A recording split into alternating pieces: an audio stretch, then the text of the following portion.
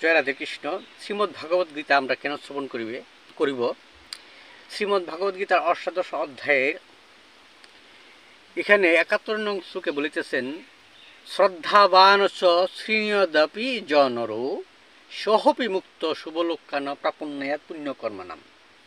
যারা শ্রদ্ধা সহকারে শ্রীমদ্ ভাগবত গীতা শ্রবণ করে সহপি মুক্ত, সে তো মুক্ত হবেই, শুভলোকান প্রাপন্যাৎ পুণ্যকর্মানাম, অর্থাৎ মহাত্মাগণ যেসব পুণ্যলোক প্রাপ্ত করেন সেই সমস্ত লোকও প্রাপ্ত করবে।